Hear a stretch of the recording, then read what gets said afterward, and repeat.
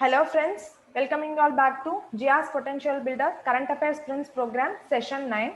These are the 10 topics which we are going to discuss today. In the description, we are providing you with a Telegram channel link where we will be posting questions on a daily basis and also other exam related information. So for regular updates as well as quick revision, follow us on YouTube as well as our Telegram channels. So this is the contact number of the institution where you can call for exam related enquiries without any admission related enquiries. Without any further delay, let's go into the topic of today. The first topic which we are going to see today is about electric vehicles. So the reason being MN news is that Delhi government would have come up with electric vehicle policy 2020. The second thing being, Government of India would have come up with the idea to set at least one e-charging station, that is for charging electric vehicles, one e-charging station or kiosk at petrol bunks. This e-charging comes under this charging of electric vehicles comes under the Go Electric campaign, which is done by Bureau of Energy Efficiency. Bureau of Energy Efficiency, which is a statutory body under Ministry of Power. This is basically to drive the electric vehicle related to electric vehicles and shifting towards green and cleaner cooking as well as energy cooking energy as well as these kind of mobility. So then coming to this, when it was set up, Bureau of Energy Efficiency was set up in the year 2002. Since it's set up by the Act of the Parliament, it is a statutory body. So Go Electric campaigns is by for getting greener and cleaner fuel. So this is one thing why it's in news. The third thing being UK government, that is the London government would have decided to ban sale of new petrol and diesel vehicles so that it can be replaced by electric vehicles. So this is one of the thing why it's in news. And the UK government would have also proposed that by 2030 they will try to improve and maximize their electric infrastructure. So this is the other reason why it's being in news.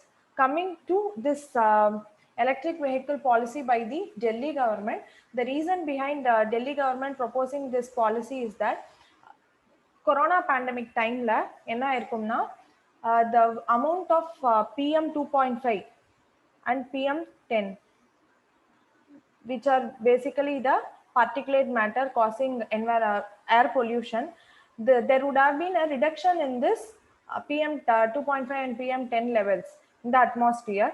As namukku nallave theriyum, Delhi is a place where this air pollution is much higher. That's why they used to come with this odd even policy and all. Since it's surrounded by hills from all the sides, there is no way for the dust and other kind of air pollutants to escape from Delhi, so that those particles will be lingering around Delhi, as well as the stubble burning that is happening in Punjab, Haryana, Rajasthan, UP. These also contribute to the air pollution in Delhi. So this is the reason why Delhi is a place where the air pollution and the atmospheric conditions are at a worst state. But due to lockdown, COVID pandemic it would have been showing a decreasing trend. So this would have been the reason why Delhi government plans to shift to this electric vehicles and has come up with the electric vehicles policy.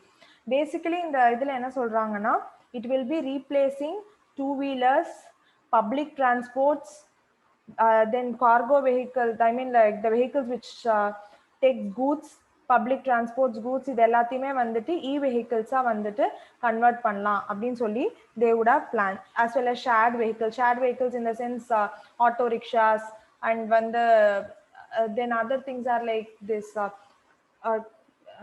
இது share Ola Uber sharing அந்த மாதிரி இது எல்லாத்தையுமே we can இது பண்ணலாம் அப்படின்னு சொல்லியிருப்பாங்க. But they don't concentrate much on four-wheelers, not much on four-wheelers. Basically they are trying to replace these auto rickshaws and those things. But shared vehiclesல வந்துட்டு இதெல்லாம் எக்ஸாம்பிளா சொல்லலாம், லைக் இது ஷேர் ஆட்டோஸ் அந்த மாதிரிலாம். But much concentration is not given on private four wheelers. Basically four wheelers are there, but when the private la irukkiradhu, that is used for personal purposes, adala basic concentrate panama. Public transport two wheelers and the shared vehicles are given much concentration to be converted into electric vehicles. So basically electric vehicles are those vehicles which use of electronic components instead of the fossil fuel. So this is basically to reduce the fossil fuel consumption, to save the natural resources like fossil, like coal, petroleum and natural gas. At the same time, it is also a method of sustainable development. Sustainable development is also brought under this. So this is the reason behind Delhi coming up with this policy.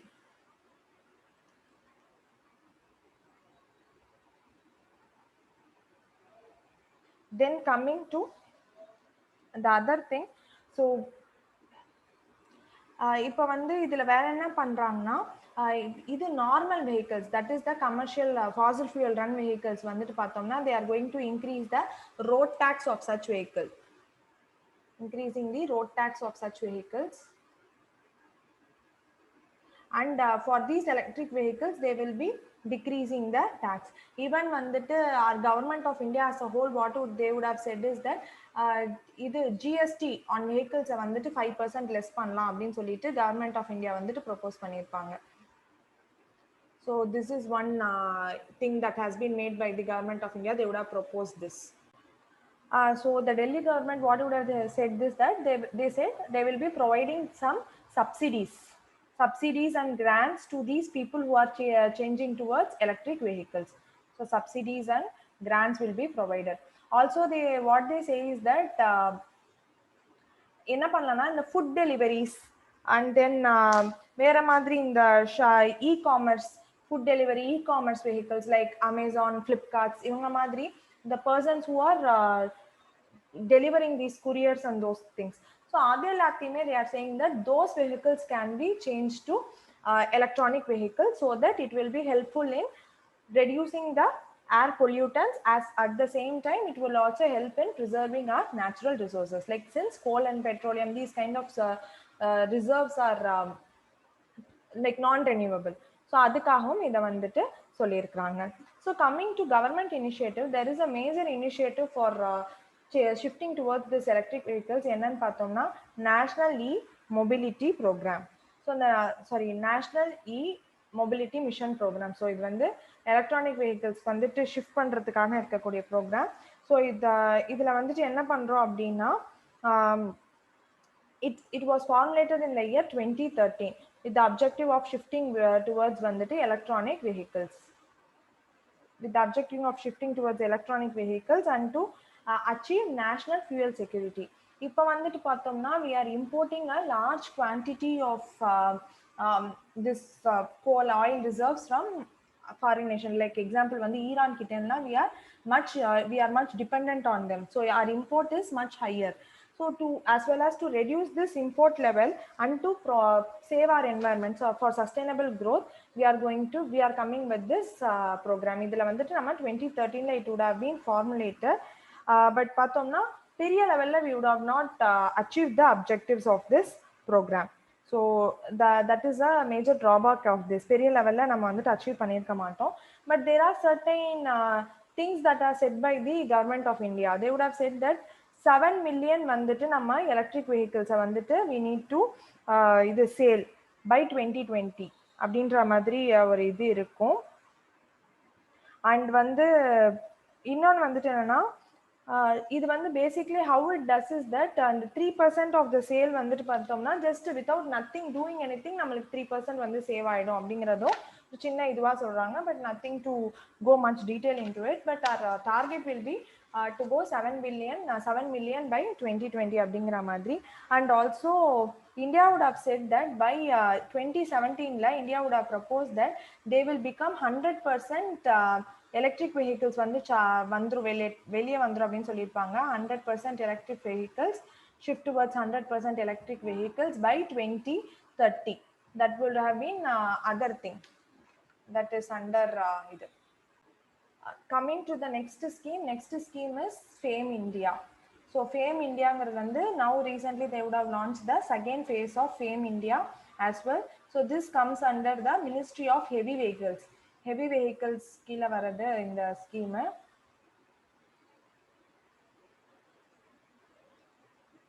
So it would have been under the heavy vehicles basically. So what does this scheme propose is that full form, what does it say that our full form வந்து first பார்க்கும்போது faster adoption and manufacturing of hybrid and electric vehicles in India. இதான் full form of இது. So it's for basically hybrid and electric vehicles. Hybrid in the sense from electronic as well as from the traditional இது commercial vehicles. So அது அந்த மாதிரி இது வருது. So the corpus of this பார்த்தோம்னா 10,000 crore வந்துட்டு over a period of 3 years. So it has 10,000 crore corpus over a period of 3 years. That is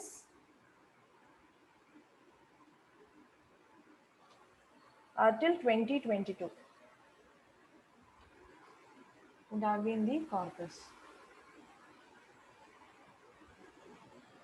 So what in the FAME India la vandu basically indigenization. But FAME 2 la vandu what they would have talked about is indigenization of automobile components. So in a way it is going to give a raise to make in India.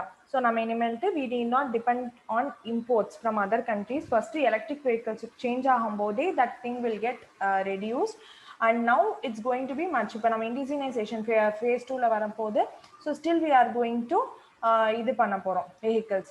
So இது வந்து பேசிக்கா it's going to this FAME 2 is basically going to concentrate on this thing, high electric vehicles in commercial fleets. So commercial இதுல வந்து vehicles வந்துட்டு it's going to give much hope. So this is regarding this FAME India scheme. So there is also another thing called mobilizing e-vehicle financing in India. Mobilizing e-vehicle financing in India.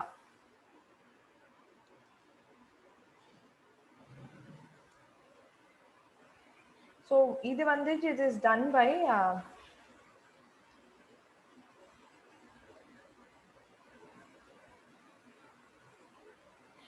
it's done by basically Niti Aayog and Rocky Mountains Institute. So the இது வந்துட்டு இது ரெண்டுத்தனால.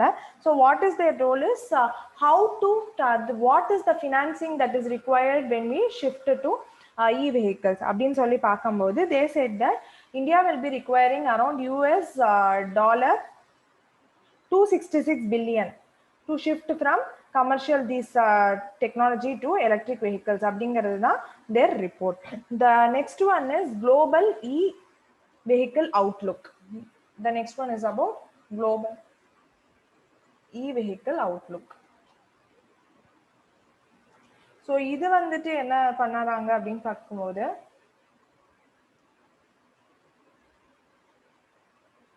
outlook.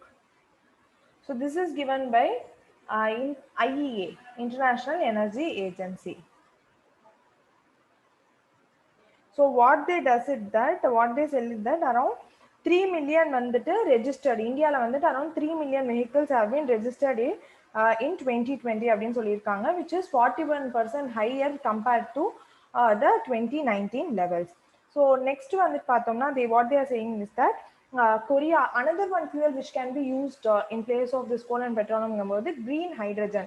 So what happens in this green hydrogen is that from water they are going to take hydrogen, since water formula on H2O just they are going to take hydrogen and they are going to use it as a fuel for running vehicles. So what they are saying is that Korea has the largest hydrogen operated car distribution அப்படின்னு சொல்லியிருக்கிறாங்க. And also they are saying that according to their research they are saying that around 30% of new vehicle sale in India by 2030 will be of electric vehicles அப்படிங்கிறது தான் இது.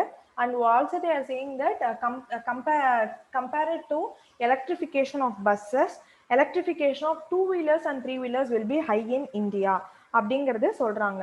The reason being is that the reason being why two-wheelers and three-wheelers are much இது in India அப்படின்னு பார்க்கும்போது under FAME India, the registration of these two-wheelers and three-wheelers becomes much more easier compared to other things. So other vehicles like buses and all. So this is all about FAME, e-vehicles, FAME India and other government initiatives. So this is the reason in news. So if there questions varlana, they can directly ask regarding FAME India. So comes under which ministry அப்படிங்கிற மாதிரி ஒரு statement. It's about under heavy industries, and also there can be a statement like it's for indigenization.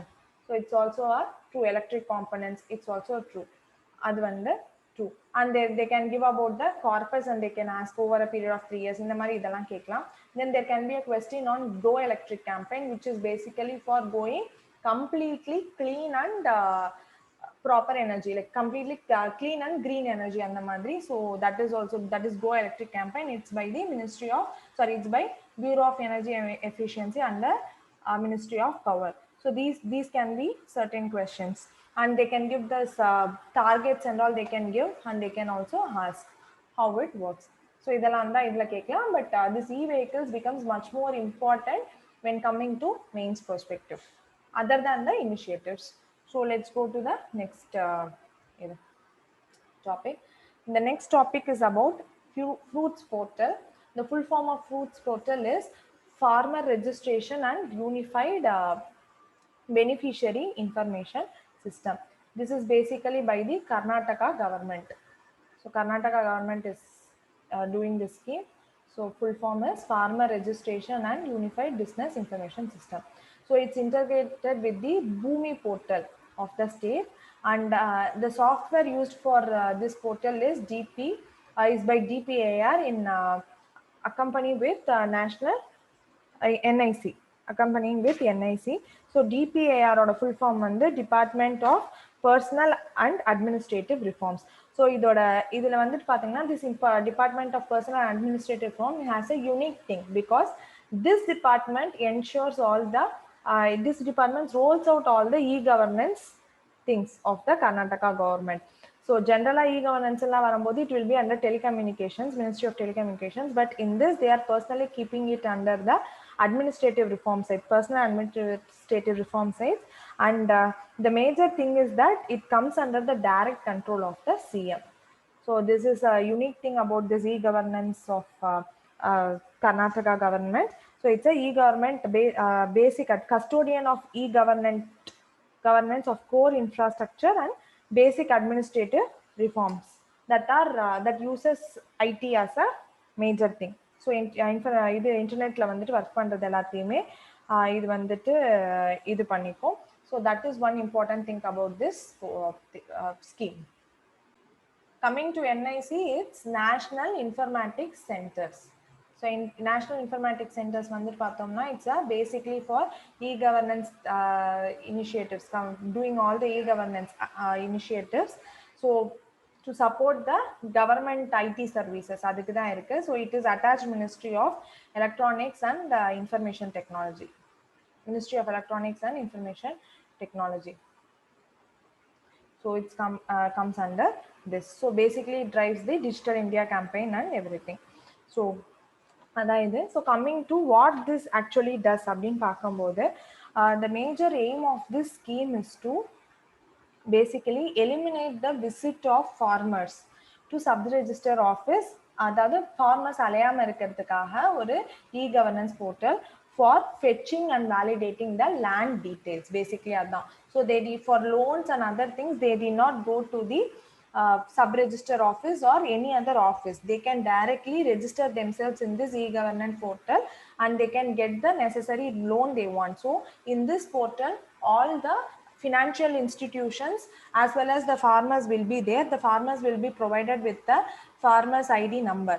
So fruits ID number will be provided, where the land details and of the farmers will be given, and depending upon the land details, it can be checked by the financial agencies whether the farmer will be able to repay the loan amount that they are willing to get. அப்படிங்கறத பார்த்துட்டு quick decisions can be made.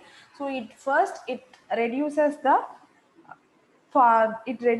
the efforts that has to be taken by the farmer to paperwork and other things will be reduced. He need not visit, he needs not travel long distances to sub-register office, that thing will be reduced. Second thing is that once it is done through online platforms, the checking, verifications, everything will be done at a faster pace, thus reducing the time delay.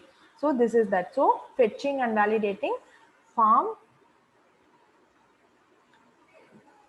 land records, land details.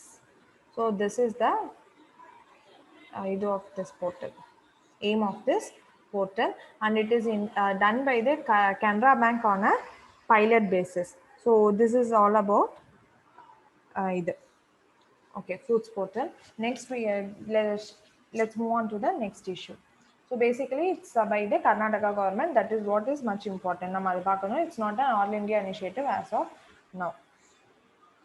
So coming to the national education policy. So in the national education policy oda major thing enna appdin paakumbodhu, it's completely going digital. So it is to make India a digital e-knowledge superpower. So it's basically to become digital knowledge superpower, e-knowledge, that too superpower. So under this, the newsல இருக்கிறதுக்கான காரணம், a draft policy was given and this policy has been accepted or approved by the government of India. So the basic thing is that இதுல வந்து இன்னொன்னு பண்ணிருப்பாங்க, Ministry of Human Resource Development would have been renamed as Ministry of Education, and it provides right to education until class 12 or age of 18. It ensures that 50% of gross enrollment ratio by 2035. What is ensured is that 100% gross enrollment ratio at school levels. Till preschool to primary, secondary level, it will ensure that there is 100%. Secondary school levels, it will ensure 100% gross enrollment ratio, and by 2030, by the year of 2030, and it will ensure 50% of gross enrollment ratio in higher educations. So this is basically the major aim of this national education policy. Also, it is planning to improve the public investment reach of 6% of GDP at the earliest. So coming to education, education is it is introduced as a fundamental right by the 86th Constitutional Amendment Act. So education பார்த்தோம்னா, it's a fundamental right under Article 21A of the Constitution, as well as it is secured under DPSP, and it's also a fundamental duty. 6 to 14 years of age வரைக்கும் we need to give education. Education is a compulsory thing. So it's a fundamental right. It is also a directive principle of state policy, as well as it is a fundamental duty of every citizen. So இதுல வந்து நம்ம வந்து என்ன பண்ண போறோம் அப்படின்னு பார்க்கும்போது, it is dividing. First earlier வந்துட்டு பார்த்தோம்னா it was 10 plus 2, but now it is becoming 5 plus 3 plus 3 plus 4. Also it ensures that earlier in the preschooling and Anganwadi education, they were not given much of importance, but this policy ensured that the preschools are also covered. So வந்து preschool Anganwadi அதுவும் தராங்க. So 12 years of schooling with preschool Anganwadi and other things. So and it also gives the flexibility to choose the subjects and streams. Also, it makes 10th and the board exams, 10th plus 2 board exams are made much easier, and it ensures that the exams are conducted in 2 phases. That first phase le iduvaanalum they can twice, not 2 phases, twice the exam can be taken அப்படின்றத மாதிரி check பண்றாங்க. So if there is if a child fails in one time, they can take the exam for the second time. So this happens to be the third education policy by the first and second பார்த்தோம்னா it was in 1968 and 1986. Earlier also education policies were there. Many நம்ம வந்து ancient period ல இருந்து பார்த்தோம்னா educationல there has been many changes going on. So வந்து everything becomes important. So வந்து நம்மளோட modern Indian historyல இருந்து எல்லா education policy from the Orientalist, Anglist, அந்த ஒரு movementல இருந்து we need to know. So first school, Benthoon schools we need to know, and the madrasas that were created. So அந்த மாதிரி எல்லாமே வந்துட்டு we should know, as well as the reformers who were much held responsible in shifting or enhancing our educational quality, like the Jyotirao Phule, அவங்கெல்லாம் வந்து பார்த்தோம்னா they would have given much emphasis to women education. So these small things become very important in the prelims examination point of view. So education we should read much more in details. So when the Macaulay's class, he would have been preferring the Anglist way of education. Those things are important. Then Wood's dispatch, which is called as the Magna Carta of education, that becomes important. Then Hunter Commission on Education. These things are very important in the examination point of view. So we should know about these things. அடுத்தது வந்துட்டு பார்த்தோம்னா so it also emphasizes on foundational literacy and numeracy. So it gives much emphasis on foundational literacy and numeracy. So அடுத்தது என்ன அப்படின்னு பார்க்க போறோம்னா from the class 6th the children are allowed to take up vocational trainings. அதாவது they can be given training in இது carpentry and then also extracurricular activities. அதெல்லாம் extracurricular are the areas of interest like music, dance, அதெல்லாம் extracurricular. So vocational training வரும்போது specialized training which is helpful for their skill development or employment அதுல வரும்போது. So carpentry, then comes other artistic works. So அந்த மாதிரி இதில் like lathe machines operate பண்ணுறது அந்த மாதிரி இதுலலாம் வந்து கன்ஸ்ட்ரக்ஷன்ஸ் ஸ்மால் திங்ஸ் பிளம்பிங் அந்த மாதிரி இதுவாக கொடுக்கறது vocational training. So they are giving emphasis on that. Also they are saying that till class 5 the language should be used as either a mother tongue or regional language. So they are promoting education in way of mother tongue or regional language, and also to reduce the burden of carrying books எல்லாத்தையுமே வந்து reduce பண்ணணும் அப்படிங்கிறதும் வந்துட்டு இருக்குது. Also they provide the necessary requirement for teachers. So what they say is that the teacher they are going to give a framework for teachers which will be from 2030. So in the framework of teachers வந்துட்டு பார்த்தோம்னா it is formulated by National Council of Technical Education in collaboration with NCERT. So வந்துட்டு இதோட கொலாபரேஷனில் வந்துட்டு பண்ணுறாங்க. So what it says is that there is going to be a curriculum which says that by 2030 the teachers should be qualified. That is என்ன qualification இருக்குன்னா 4-year B.Ed program is their qualification to become teachers. அது பண்றாங்க. Then there is going to be a separate facility for doing research. So they are going to promote research. Then there will be a national assessment center called Parak, which will be center. It's a national assessment center for students, as well as for even foreign students can come and they can set up campuses.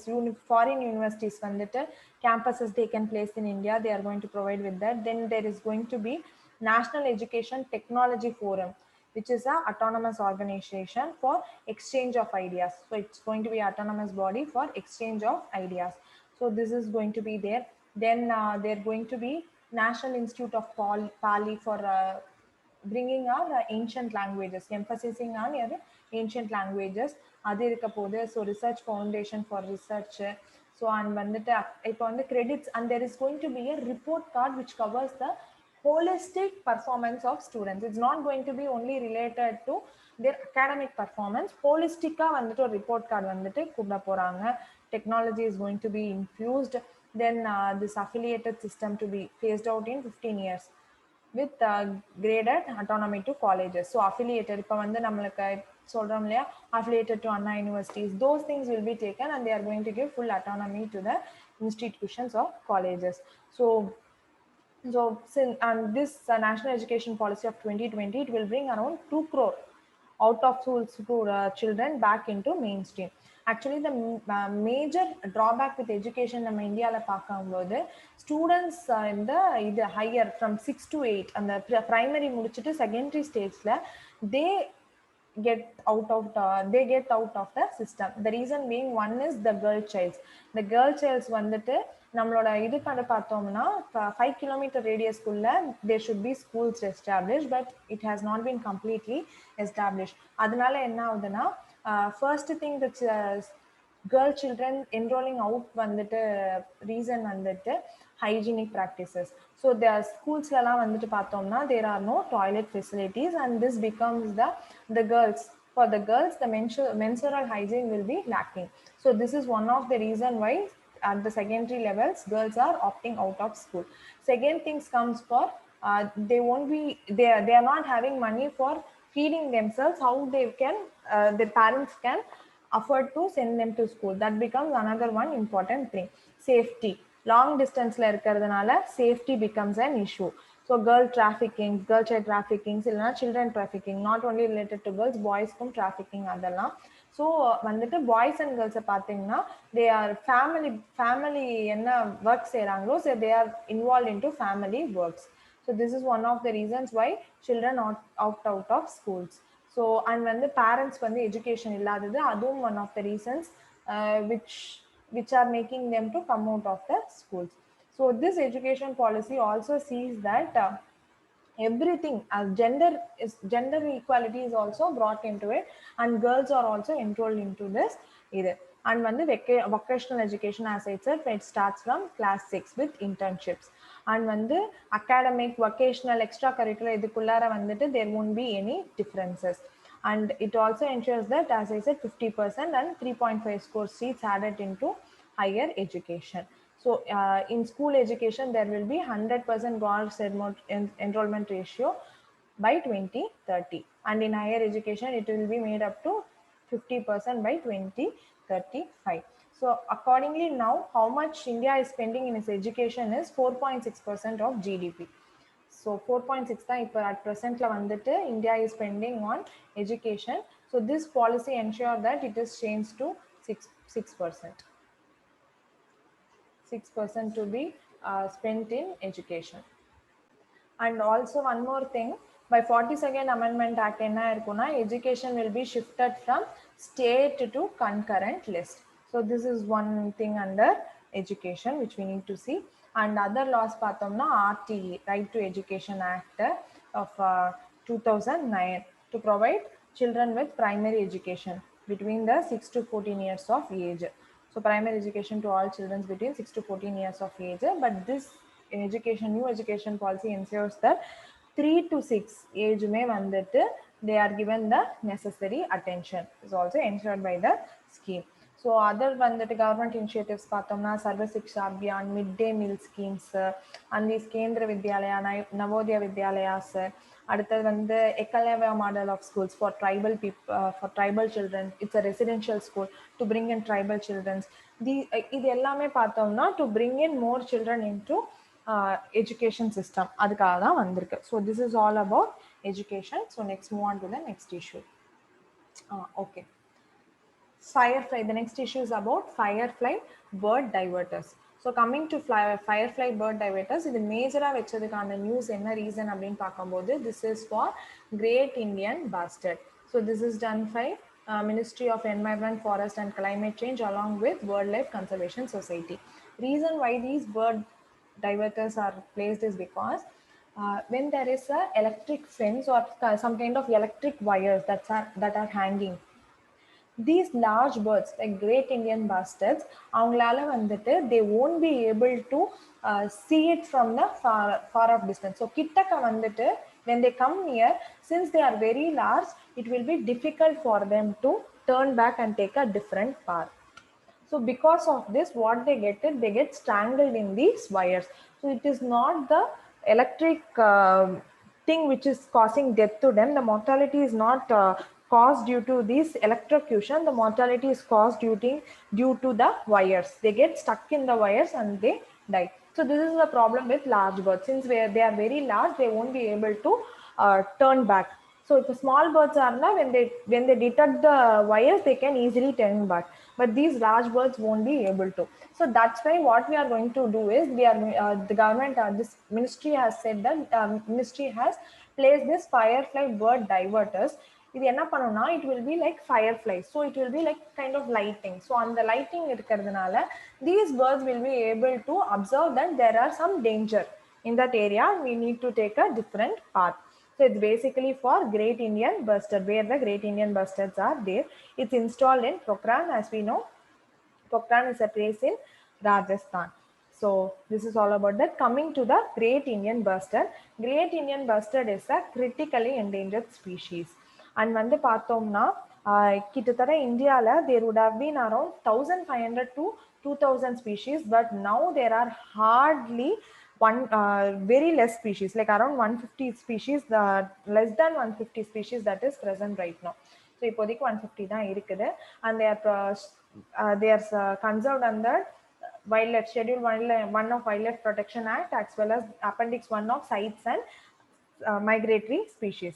So Convention of Migratory Species here, and as we said, it's one among the 21 species that is conserved under Integrated Development of Wildlife Habitat. So this is one of the thing under the Ministry of Environment, Forest and Climate Change. And Great Indian Bustard is the state bird of Rajasthan, as well as it is the flagship species and the indicator species. That is desert grassland ecosystem, it's the indicator species. Mostly on the this Desert National Park, so there they have much importance. So in Desert National Park, this species, Desert National Park is a part of Thar Desert, so it's a basic indicator of grassland, desert grassland. It tells us about the health of these grasslands. And there is also a report which says that this Great Indian Bustard will be the mega species, first mega species that is going to disappear from India after cheetah. In recent times, இப்போ இருக்கிற timesல this species is going to get இது disappear அப்படின்னு சொல்லியிருப்பாங்க. And earlier this species was spread across 11 areas, 11 states of India, but now they are present in very few states, 4-5 states-ல தான் இருக்கிறாங்க. The reason being is that these species are hunted in Pakistan at a very large rate. So since Rajasthan, the Thar Desert, இதெல்லாம் வந்து பக்கத்துல இருக்கிறதுனால till now these species are hunted at a very large rate. That becomes the problem for their extinctions and disappearance. So to save them, there are many kind of initiatives by our government.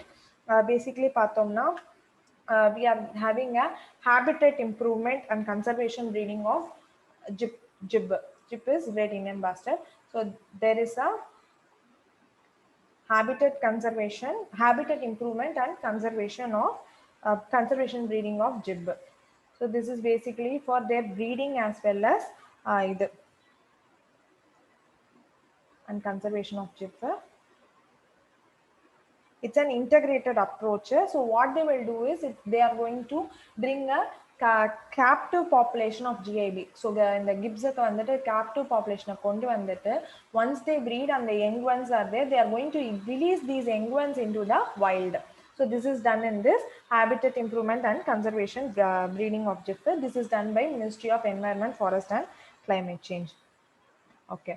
So because of conserving this Jib, what has happened is Desert National Park has been declared as a national park in the year 1981 just to save the Desert National Park, to protect the Jib. It's in Thar Desert. அடுத்தது வந்துட்டு பாத்தீங்கன்னா it's an effort by the Rajasthan government. So this is the Project GIB or the Project Great Indian Bustard. இதுமே வந்துட்டு to conserve this Jib species தான். இதுல வந்துட்டு என்ன பண்றாங்கன்னா, so this is to construct breeding enclosures for the species and to see to it that the ecosystem which they live in, basically the grassland, desert, semi-arid and arid grassland ecosystems, so these are conserved from the protected or conserved from the human interference. So we are going to see that. So Project Jib is a Rajasthan government initiative and not the Ministry of Environment, Forest and Climate Change. As of now, the protected areas of Jib are this Desert National Park, which is in Rajasthan. Next comes the Rolapadu Wildlife Sanctuary, that is in Andhra Pradesh. So Rolapadu is in Andhra Pradesh, and other area is Karera Wildlife Sanctuary in MP.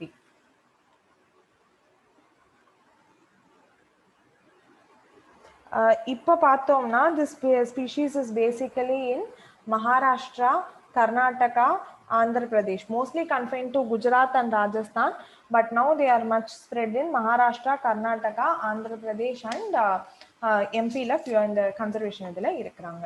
So this is all about firefly bird diverters as well as the jib. So according to this is one of the population assessment in Thar Desert.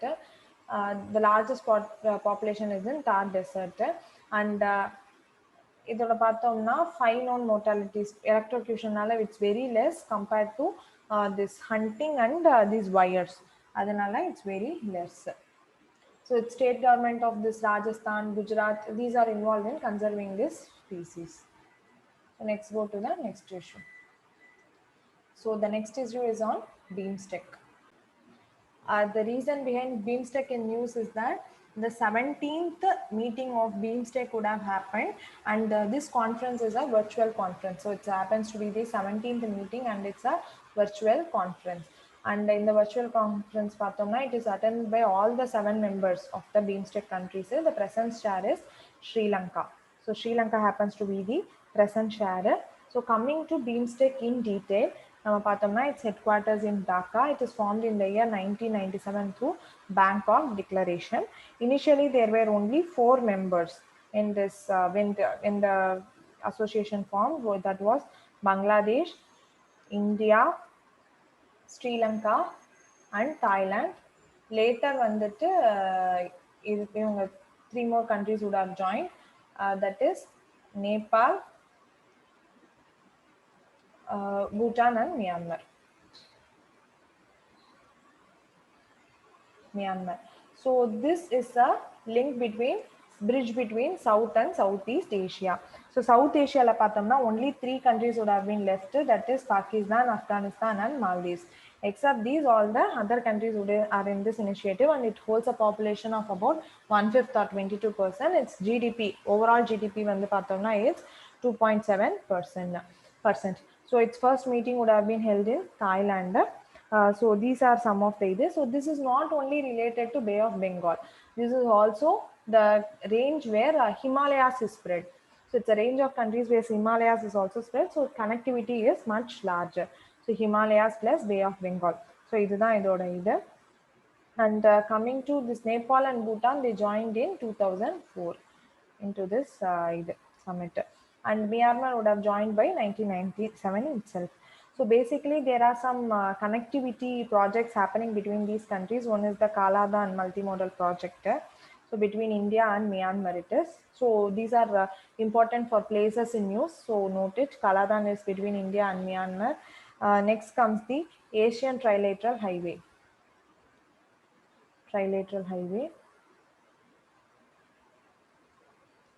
So this is basically between India and Thailand, but it happens through Myanmar.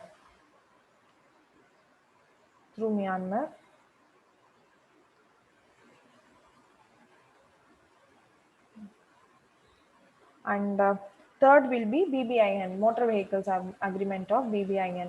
So Bangladesh, Bhutan, India, and Nepal. So it is one the seamless connectivity kaha irukkakoodiya agreement is this Motor Vehicles Agreement for passenger as well as cargo. And there also happens to be BeamStech disaster management exercises to cope up with all the disaster. Adoda second exercise would have been held in Odisha, Bhubaneswar, Odisha, and first meeting was also held in India only in the year 2017. So it happens to be the first initiative, first of such kind. So it hosted by NDRF, the National Disaster Response Force would have been the nodal agency for this conducting this BeamStech disaster management exercise hosted in India. So it's for regional resources for disaster response. How to make use of this regional resources. The one that is held in Odisha, that would have been for heritage protection. How to protect these heritage structures when a disaster occurs. So adukkaga da in the second. So second one that is basically on heritage. So next comes to in the idila vandu paathomna. Next வந்துட்டு what would have been discussed அப்படின்னு பார்க்கும்போது, so rationalization of sectors and subsectors. So each country is going to be given a specific sector where they need to work, or specific sector based approach is going to be there, and they will be given the specific sectors where they have to show their expertise and specialities. So each country is going to choose it. And there is also going to be a master plan of transport connectivity. So transport connectivity is there is going to be a master plan. This is one of the thing. Also it is said that in Colombo, there is going to be a technology transfer facility. Technology transfer facility in Colombo. Facility in Colombo. So this is also going to be there. And அடுத்தது பார்த்தோம்னா India would have also told that to bring in a BIMSTEC charter as early as possible. Other agreement will be on a mutual legal assistance on criminal matter that would have been discussed. And இன்னொன்று வந்து cooperation between diplomatic இது academics அதெல்லாம் எல்லாத்தையும் பண்ணணும்னு சொல்லியிருப்பாங்க. Then BIMSTEC day is on June 6th. So June 6th is celebrated as the BIMSTEC day. So அடுத்தது வந்துட்டு பார்த்தோம்னா there will be a first of its kind initiative, first ever initiative called the BIMSTEC conference on combating drug trafficking. So that is one initiative which is coordinated by the BIMSTEC countries. So இதில் வந்துட்டு பார்த்தோம்னா this first initiative would have happened in India only. So drug trafficking first initiative வந்து India only.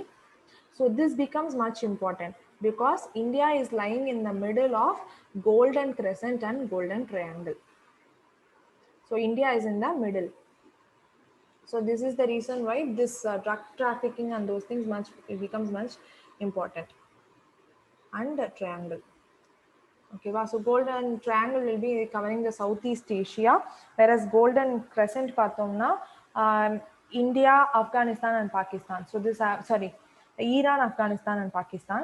So this happens to be in the west. Golden Crescent வந்துட்டு west, and Golden Triangle பார்த்தோம்னா Southeast Asia like Myanmar and those areas will be covered.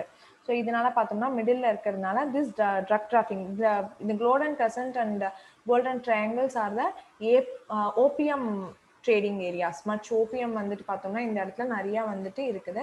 These are the opium trading areas. So it becomes of much importance. இந்தியாவுக்கு வந்துட்டு this drug trafficking எல்லாம் control பண்றது it becomes much important. So we need to know about it. So recently India would have hosted this conference on drug trafficking, which would have been held in New Delhi. Like last February, it would have been held. So it is done by the Narcotics Control Bureau of India. So it's the federal agency, India's federal agency for drug law enforcement, this National Controls Bureau. Okay, wow. So according to, there is a UN report on World Drug Report. It's called as World Drug Report. It says that about 5% of the global population between 15 to 64 years of age, they are involved in this drug trafficking, drug addiction, not drug trafficking, drug addiction. அதில் involve ஆயிருக்கிறாங்க அப்படின்னு சொல்லிட்டு சொல்றாங்க. So these two, Golden Crescent and Golden Triangle வந்துட்டு trade as well as production of opium வந்துட்டு இங்க அதிகமா இருக்குது. So these, and one more thing is this focus areas of BIMSTEC: trade, technology, energy, transport, tourism and fishery. So come by the Bangkok Declaration. Full form is Bay of Bengal Initiative for Multi-Sectoral, Technical and Economic Cooperation. So this is all about BIMSTEC. So let's move on to the next issue. So the next issue is about the Swamitwa scheme. So PM Swamitwa, this is basically a scheme to map the rural lands. So இதில் என்ன பண்ண போறாங்கன்னா rural lands எல்லாத்தையும் mark பண்ணி it's going to be stored in the land records. It's going to be sent to the Land Records Bureau. So it's basically to boost the rural economy. Map பண்ணி, and its mapping is done through drones. So technology is going to be used in this to map the lands, how much area it is there under a person. So அந்த மாதிரி நம்ம எல்லாத்தையும் map பண்ணி பண்ண போறோம். It is also called as a ownership scheme. So basically to reduce the rural disputes. It's also called as ownership scheme. So to reduce the rural disputes, அதாவது land disputes between the rural families. So இதில் வந்துட்டு it's launched, these two schemes, both E-Swaraj and Gram Swaraj as well as Kamitwa, these are launched on the Panchayati Raj Day, which is on 24th of March. And yesterday, 2 days back, we saw that 25th of March happens to be the World Malaria, sorry, 24th of April. I'm sorry, this is 24th of April. So பார்த்தோம்னா World Malaria Day would have been celebrated on 25th of April. So I guess you people remember it. So it would have been on 24th of April, Panchayati Raj Day. So இது எதுக்கு அப்படி Panchayati Raj Day we are celebrating அப்படின்னு பார்க்கும்போது on this day by 73rd and 74th Constitutional Amendment Acts வந்து பார்த்தோம்னா local self government would have been made as constitutional institution like Panchayati Raj as well as the municipal bodies. So they would have been made as a constitutional institutions. So basically இது வந்துட்டு 24th of April 1993ல வந்துட்டு it would have been made 73rd Constitutional Amendment Act and constitutional இது to PRA Panchayat Raj institutions. From 2004 onwards this Panchayati Raj Day was celebrated on 24th April. So first Panchayati Raj Day வந்து 2004ல இருந்து பண்ண ஆரம்பிச்சிருப்பாங்க. So coming back to the scheme, so it is to revolutionize the property details. So records maintain பண்றதுக்காக, and this will be completely stored with the land records department, and it becomes a non-disputable record. So that is one important either. It's piloted by the Panchayat Raj Ministry as well as the state Panchayat Raj departments and the revenue department plus Survey of India. So you know Survey of India is the oldest institution. So Survey of India, so they comes into picture. They all come together and they implement it. It's a pilot project that is happening in 6 states basically.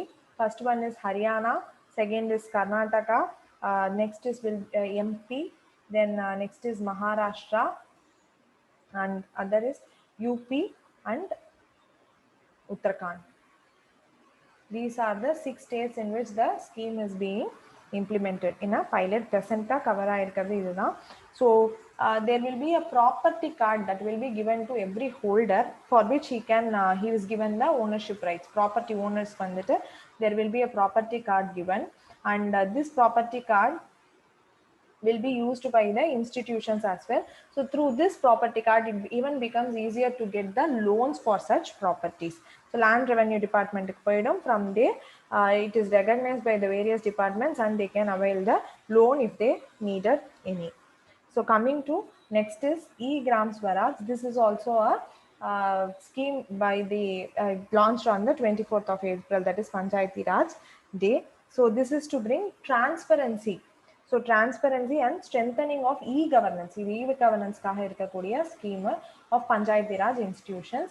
So Panchayat and இது எல்லாமே development plans and everything are going to be made digital, and it's a real-time monitoring and accountability that is going to be done, and it is for digitalization at a decentralized level. So it's a decentralized planning and progress work எப்படி போகுது இந்த rural works or panchayat related இந்த works எல்லாமே எப்படி போகுது, infrastructure works அதெல்லாமே கொண்டு வர போகிறோம்.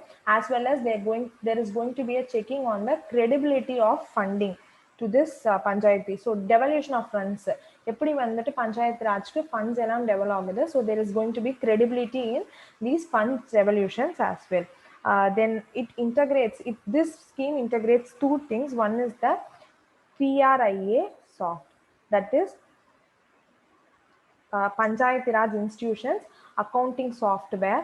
This plus it's accounting software for Panchayati Raj institutions that brings about online payment module of Gram Panchayat. So it's for online payment of Gram Panchayat aduvum, plus public finance management system, which was started in the year 2009.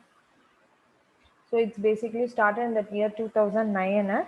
It is for tracking funds that are released for the schemes.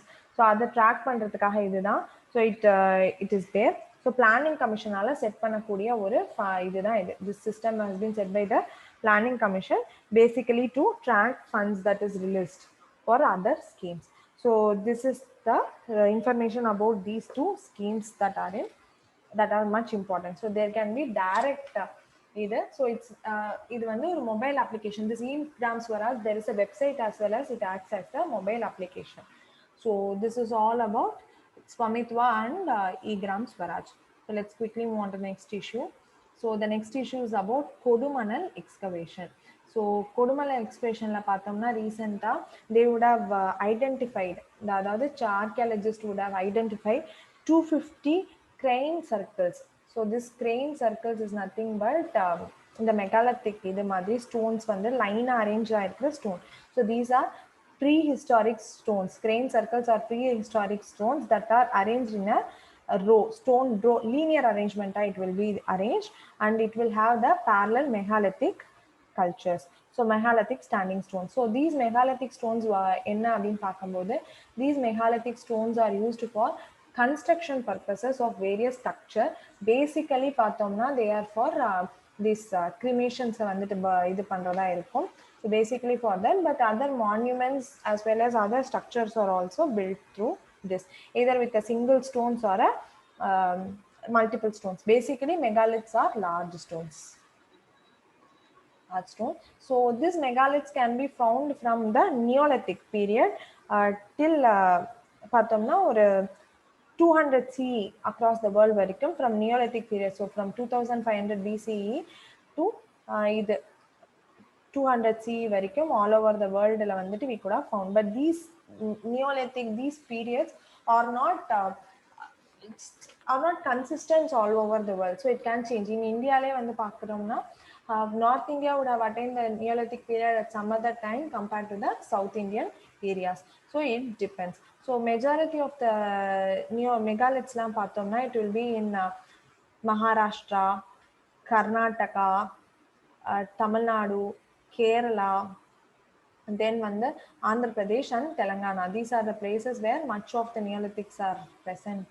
So basically what happens is Neolithic is that there will be like pot burials which would have been found in this Kodumanal as well. So pot burials, what they signify is that if we are placing grains and other things with the bodies or dead people, it means that they can come back. Other they will be having a rebirth. Abdingarna significance of this. So they will be having rebirth and these items will be helpful for them in the next birth. Adukkaga pandradha in the pot burials.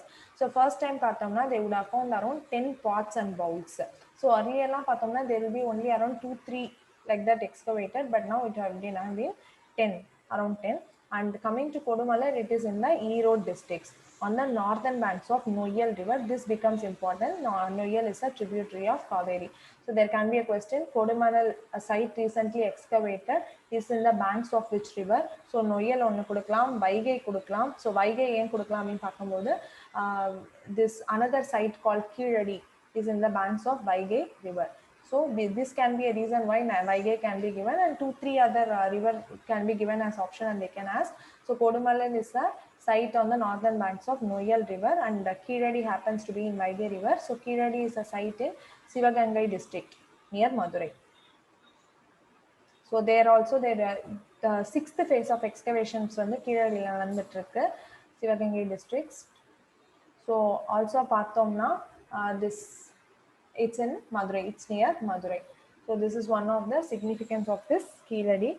And the sixth phase of excavation on the Keeladi la poitrukku. Recently a child's skeletal remains would have been excavated.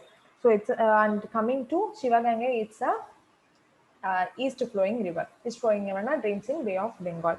And the Keeladi is an example of the urban civilization.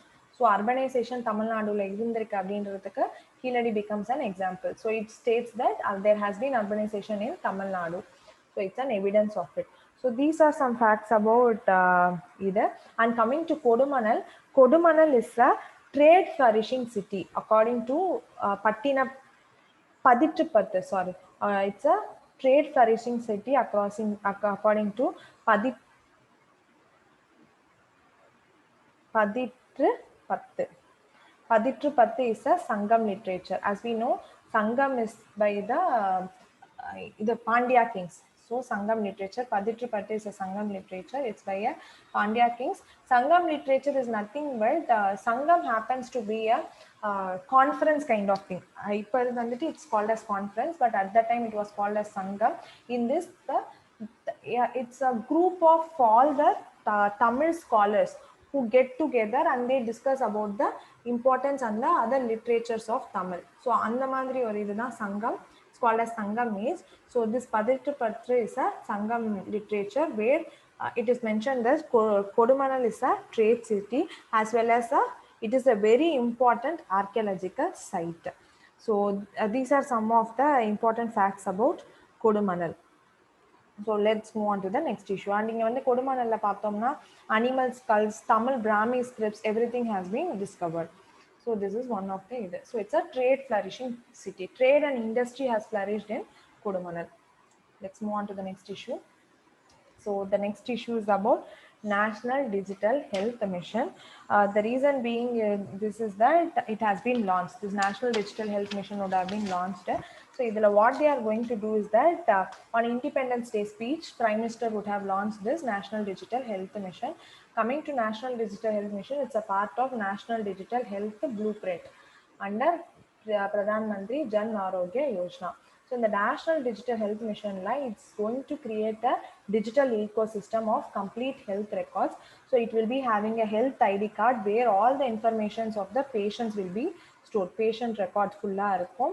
So idu one. And coming to telemedicine is for teleconsultation. DigiDoctor is also for telemedicine. So you can buy as well as the consult. So it's by if we call and tell them these are the medicines which we required, or we can check the stocks of the medicine whether it's a required. So telemedicine we can check about the stocks of the medicine, and DigiDoctor is for consulting online. So tele doctors and the so it's for consulting online.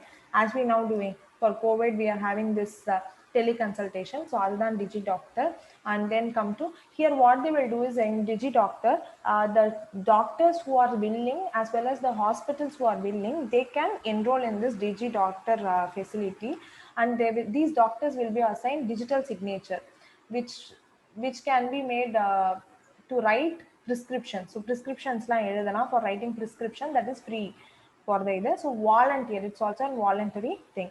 Then coming to the health records, it's a repository of all the patient related informations. So for every Indian it's done, but it is also voluntary.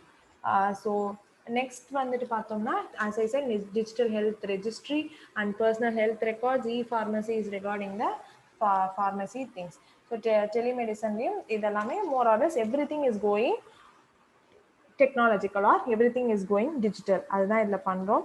So this is basically the design, build up and blueprint implementation. Everything is done by the National Health Authority under the Pradhan Mantri Jan Arogya Yojana, not Jandan, Jan Arogya Yojana.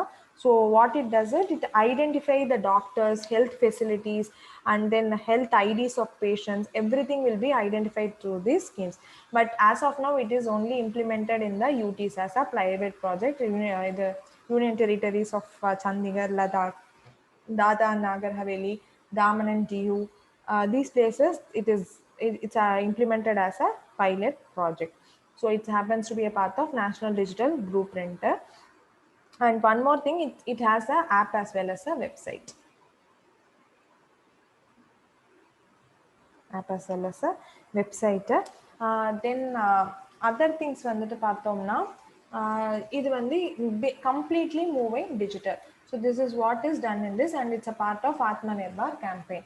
There are other initiatives also that is done by 2018 la பார்த்தோம்னா, there has been a national healthcare facility for either first ever national healthcare facility called the National Health Repository அப்படின்னு சொல்லிட்டு. It's the first thing which was done for digital thing. So completely it will have the private and public institution. அது எல்லாமே it is going to link all the public and private healthcare establishments. It's going to give a geospatial information of data, geospatial data. So it was done in the year 2018. Completely it will have the repository of all the healthcare facilities. And it is conceptualized by Central Bureau of Health Central Bureau of Health Infrastructure. அவங்க தான் இதை வந்துட்டு பண்ணியிருக்காங்க. And இதோட technological partner வந்து ISRO. ISRO is the technological partner, but the scheme would have been implemented by Ministry of Health and Family Welfare. And coming to idhila vandu pathomna, as I said, it's a voluntary basis for This is basically for managing of the digital health system அது எல்லாத்துக்கும் and improve the quality of health collection of data அதுக்கு எல்லாத்துக்கு and interoperability of healthcare data. So interoperability in the sense it can be either exchange of data மாதிரி we can do it. And one more thing is, since its health records are வந்து இதுல everything is made digital போது it will for reference if you need to go to some other department இப்போ ஒரு issue இல்ல we have taken all the checkups, we have done all the tests, so we need to consult another specialist அப்படிங்கும்போது one kind of one this either report is enough, one health blood test report is enough for consulting the other one as well. And we will be like, for every hospital we go they will be asking us to take the blood reports, blood sample reports separately, but now it eradicates this thing as well. So it's a voluntary participation, and it is where it is seen that privacy and security is given much importance, and it's for seamless portability. Also there is one more thing on the basis like earlier pathomna, there has been a scheme in 2016 by National e-health authority that was called as e-health records, electronic health records.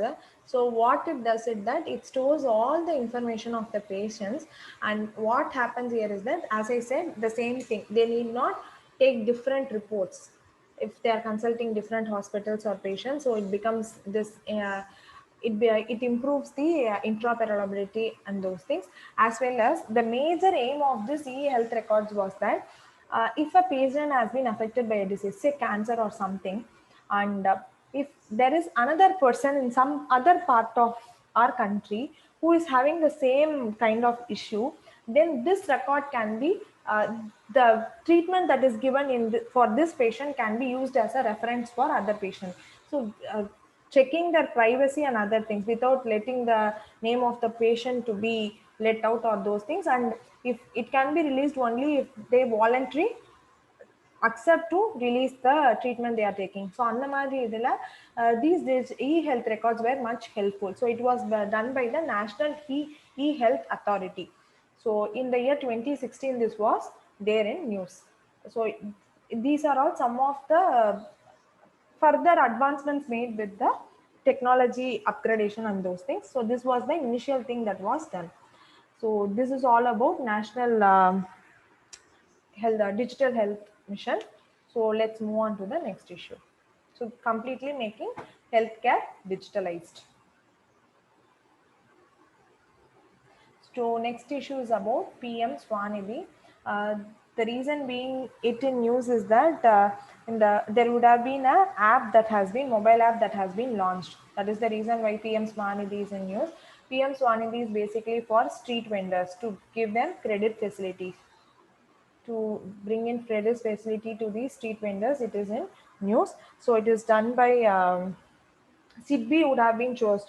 It is the ministry vandita, it's Ministry of Housing and Urban Affairs, but the implementing agency happens to be SIDBI, and SIDBI manages these credit guarantees through Credit Guarantee Fund Trust for micro and small enterprises.